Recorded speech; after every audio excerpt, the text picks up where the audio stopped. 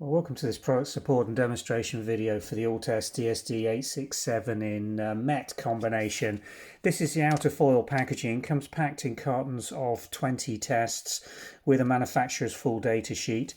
The drug abbreviations for the drug groups included in this test are on the front foil. OPI for opiates at 40 nanograms, AMP amphetamine at 50 nanograms, MET for methamphetamine at 50 nanograms, COC cocaine at 20 nanograms, BZO benzodiazepines at 50 nanograms, and THC is the cannabis test at 12 nanograms. Got a catalogue reference which is used for various combinations in this design, a lot number which is specific to this batch, and an expiry date on it. If we pop open the foil to show you what's included, you get the barrel test with its swab on a stick which forms the roof, and a little bag of desiccant which can be discarded once the test has been opened. Now, the barrel itself has this orange label around the midsection which covers the results windows. It also has some example interpretations of a positive and negative result to assist you. It will also be provided with a simple set of instructions from UKDrugTesting, which basically gives you some guidance on how to use the test. This is downloadable as a PDF from the website listing for this product as well, but in most cases, if you don't buy a full carton or multiple full manufacturer's cartons, you will get the simplified set of instructions for self-testing so you can follow those and run this test. Now, do not open the test until you're ready to collect the saliva sample.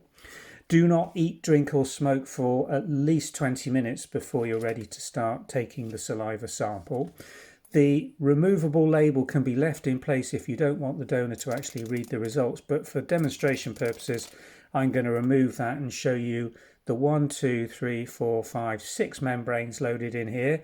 The drug abbreviations are in black at the top of the columns, and this white area in the results column is where you will get these lines forming, the top one being a control line and the bottom one being the test line, which gives you the positive or negative results.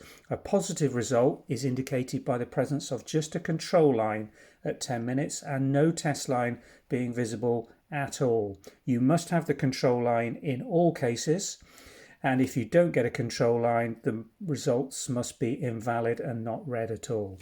There's an area on the label for an identification, patient name, donor name, ID, whatever you want to, if you're going to keep this as a record, and the date when the test was performed. But usually you would read these results at between 3 and 10 minutes and discard the results barrel itself and not retain this. The swab on a stick, just to demonstrate that, comes in its little cellophane protector. Now normally you wouldn't touch this before giving it to the donor, but the swab on the end is very firm and rigid. There is no way that the two elements of this barrel can be combined at any stage until it is completely saturated with saliva and softened. Now, the best method for getting a good saliva sample, as we have mentioned, is not to have eaten or drunk for at least 20 minutes before you're prepared to start sampling, and then to ask the donor with their tongue to rub the top and bottom of the outer side of the teeth, the top and bottom of the inner side of the teeth, to lick into the cheeks several times on each side, to lap the roof of the mouth, and then to lap in a forward motion the base of the mouth and up the front of the bottom teeth. And once they've done that, takes about 15 to 20 seconds. They should have created a pool of saliva and dislodged any material that's sitting around the mouth, teeth and cheeks into that pool of saliva. You then ask them to place the saliva swab gently into the mouth and hold it in that pool of saliva and feed it onto the swab for between 20 and 30 seconds until they can feel this swab softening.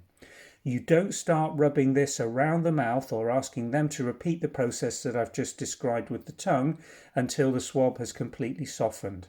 If they do it too early, the rigid sponge could damage the mucous membranes in the mouth. So you want it to have completely softened by absorbing saliva for at least 30 seconds before you start repeating that process.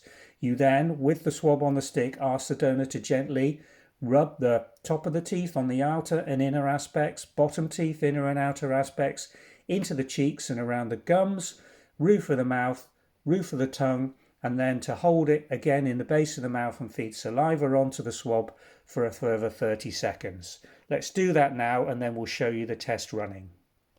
Now I've completed the swabbing process with this sponge on the stick. It's been in my mouth and followed the procedure I've just described.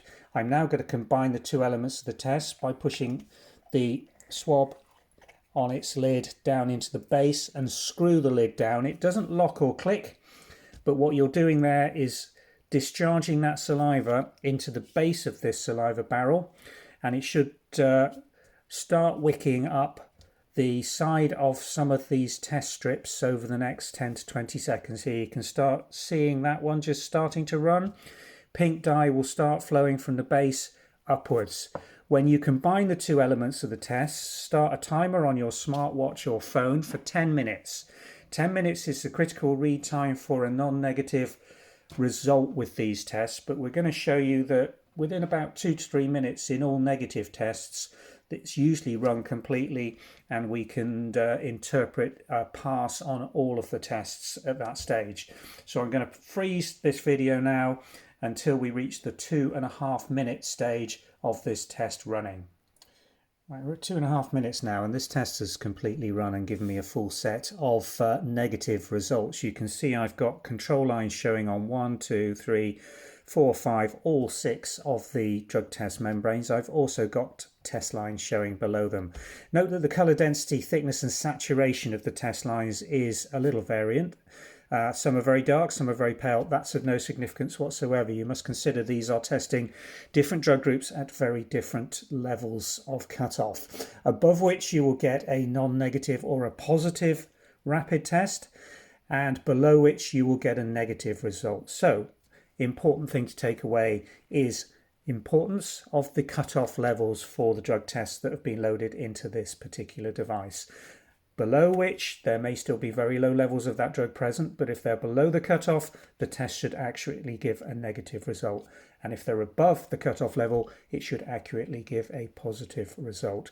Now, it's very important, particularly with cannabis, that you don't test too quickly after cannabis has been inhaled, as it will not be degraded from delta 11 to delta 9, which is what the drug test detects. So if I was to inhale on cannabis spliff right now and test with one of these, in the first 20 to 25 minutes I would expect it to be negative. After that time, the delta 11 should be starting to break down and oxidize and be broken down by the saliva in the mouth, and then it should become positive and remain positive for between 4 and 8 hours. If I clean my teeth, wash my teeth, rinse my mouth, eat or drink anything, then I'm reducing the amount of residual delta 9 cannabis around in the oral cavity, and that may reduce the ability to get above the cutoff level for cannabis detection. It's extremely accurate, extremely easy. The critical element is the timing and getting a good saliva sample into the test, and then you will get very accurate results using this drug test. I hope that's been helpful. If you require any further assistance or information, please contact us via the contact us forms on the website or via our customer service telephone line during office hours. Thanks for helping.